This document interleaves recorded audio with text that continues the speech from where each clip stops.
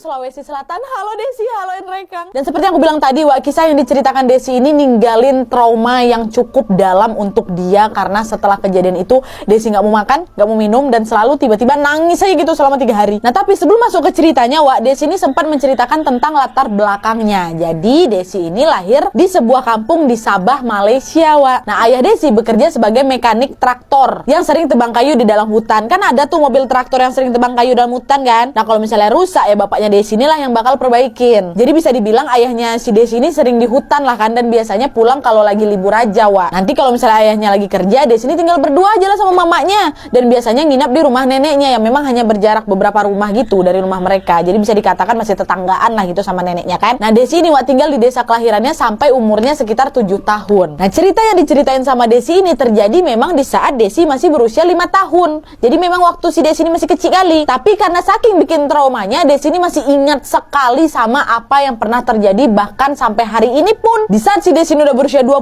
tahun, dia masih bisa ingat semuanya. Dibantu sama mamanya juga, karena mamanya juga mengalami. Nah, jadi gimana ceritanya, Nana? Baru kita masuk nih, sekarang kita mulai. Nah, jadi Wak, waktu itu di desa sebelah, bukan di desanya Desi ya, lagi heboh kali tentang perampok yang menggunakan ilmu hitam. Nah, metode ilmu hitam yang digunain sama si perampok ini adalah, maaf, dengan menggunakan celana dalam perempuan. Jadi dipakai gitu sama perampoknya. Kedengarannya aneh memang, Wak, tapi memang si perampok ini pula yang akan menggunakan celana dalam perempuan itu sambil mengelilingi rumah yang ingin dia rampok. Nah, dengan cara itu si pemilik rumah ini nggak akan sadar kalau ada perampok yang masuk ke dalam rumahnya. Dan menurut orang sekitar, Wak, si perampok ini hanya bisa merampok rumah perempuan yang sudah menikah aja. Dan yang lebih creepy-nya lagi, di beberapa rumah yang telah dirampok, Wak, wanita yang berada di dalam rumah juga telah diperkaos tanpa disadari oleh si korbannya. Dan sayangnya, rumah Desi pun menjadi incaran perampok yang menggunakan ilmu hitam itu. Dan kejadian ini, Wak, terjadi saat H-1 sebelum Idul Adha. Nah, waktu itu ayahnya Desi ini belum balik memang. Kata mamanya, oh mungkin bapak baru pulang nanti malam, nah, atau enggak subuh lah. Karena memang lagi ada traktor yang rusak di sana, jadi ayah benerin dulu. Nah, waktu itu neneknya Desi ini sempat ngajak mama sama si Desi buat, udah kamu nginap di rumah nenek aja. Kan gak enak kalian malam raya, masa cuma berdua aja. Tapi waktu itu mama Desi menolak, Wak, enggak usah, Nek, karena takutnya nanti bapaknya Desi pulang tengah malam. Nanti malah gak ada pula orang di rumah. Jadi mamanya Desi ini mau nungguin bapaknya balik itulah. Jadilah itu malam hari raya itu mereka cuma berdua aja tuh, mamanya sama Desi di rumah mereka. Dan pas pula waktu itu, Wak, kata Desi, dia itu sempat lihat iklan di TV kalau jam 11 malam nanti akan ada film P.Ramlee. Karena Desi ini suka kali nonton film P.Ramlee ya, sama kayak aku. Desi ini pun ngajak lah mama kita tidur di luar aja yuk. Dan sebenarnya mereka ini memang punya kebiasaan kalau ada film bagus tengah malam nih, mereka bakal kayak gelar karpet depan TV, nanti bawa selimut, bawa bantal, tidur di luar gitu sambil nonton TV. Nah, karena udah kebiasaan, mama Desi pun mengiyakan lah ajakan anaknya. Ya udah yuk anak,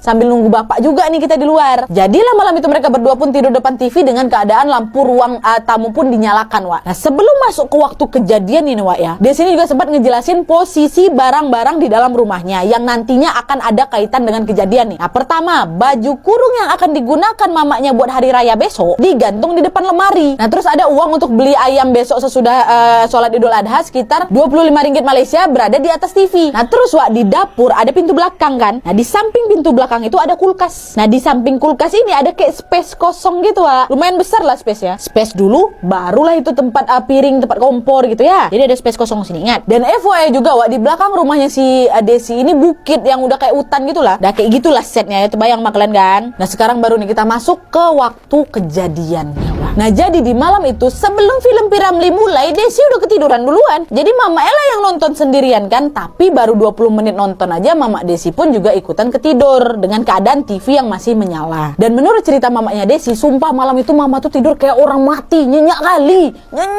Kayak walaupun ada gempa bumi, mama pasti nggak bakal sadar tuh, nak. Udah tuh lagi tidur nyenyak kali kan. Tapi nggak lama setelah mamanya ini baru ngerasa ketiduran, mamanya si Desi ini kayak terbangun. Dan tahu kalian apa yang bikin mamanya Desi ini sadar? Kata mamanya, si tante ini dengar ada suara yang bisikin dia. Kita panggil aja nama tante ini Tante Lena lah ya. Nah, ada yang bisikin dia nih. Dan suara itu ngomong, Lena, bangun. Aduh, merinding cuma gitu doang. Nah, waktu dengar bisikan pertama itu, Tante Lena ini emang udah kayak setengah sadar gitu, Wak. Tapi entah kenapa kayak nggak bisa bangun. Dan bisikan itu terus-terusan ada. Dari yang nadanya lembut berubah jadi betakan. Lena, bangun.